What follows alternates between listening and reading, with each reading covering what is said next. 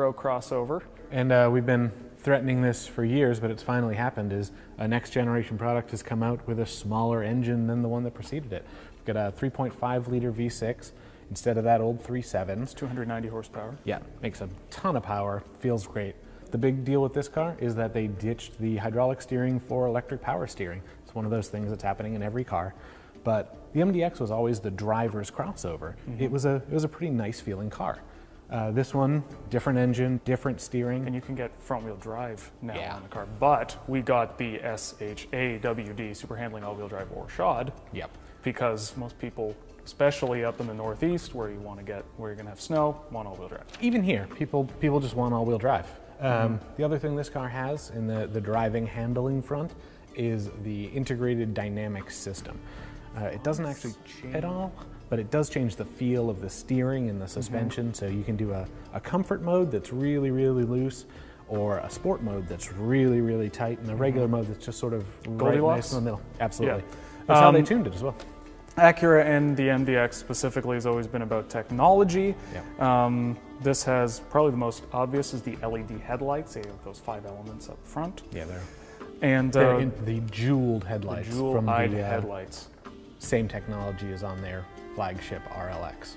Also, it has the new twin screen interface. It replaces a ton of buttons.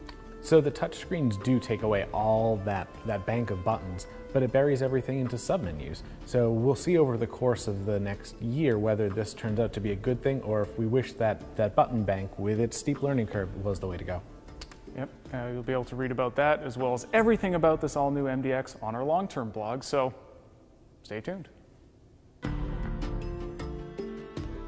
You might mistake it for the old version, but maybe that's because they have a car that did so well, they're not going to change too much. The front end looks a lot like the RLX sedan, with 4 spider eye LED projectors on each side and the typical Acura beak.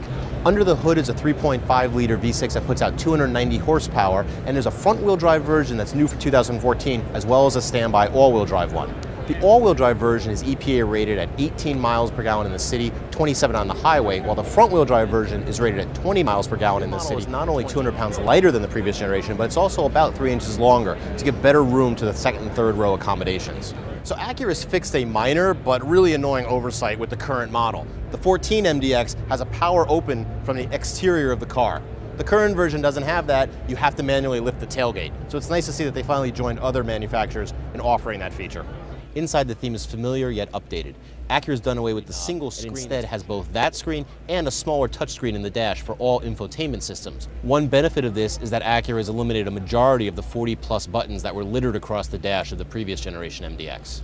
The outgoing MDX is one of our top-rated midsize SUVs. We can't wait to get our hands on it and test it at the track. High-tech features befitting the engineering-oriented company that created it. Among the goodies are an all-new 310 horsepower direct-injection V6 engine and the cloud-based AcuraLink infotainment system that will sweep across the entire Acura line in the next few years. But the biggest news is the first ever implementation of Acura Precision All-Wheel Steer, whose acronym is perhaps tellingly PAWS. But we can tell you it enables both independent and continuous control of the left and right rear wheel toe angles. And yes, we said independent.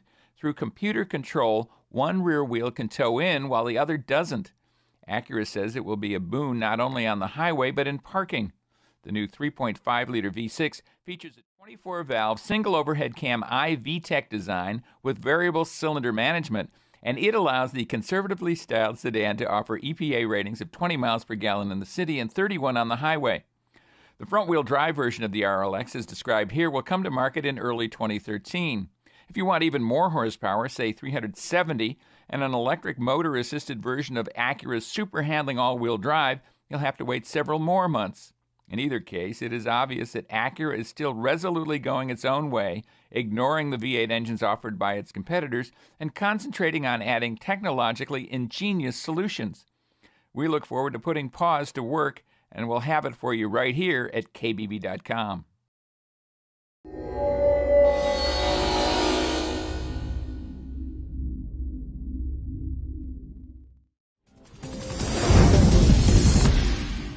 This is the redesigned Acura RDX. their small sport utility vehicle. First generation RDX had a turbocharged 4-cylinder that was unrefined, didn't get very good fuel economy. But Acura is trying to fix those problems with this car. The biggest change, they're going to a 3.5-liter V6. It will have more power, it will be smoother. They're also claiming better fuel economy. In fact, they're claiming best-in-class fuel economy. Typical Acura interior, well-finished dashboard, whole lot of buttons. Also, there's pretty good room inside here, even in the back seat. Another change for the RDX is that it gets a simpler all-wheel drive system, basically the same one used in the Honda CR-V. It's going to save money, it's also going to save weight. This car is entering a rather competitive market segment. We'll see how it stacks up when we buy one to fully test it at the Consumer Reports test track.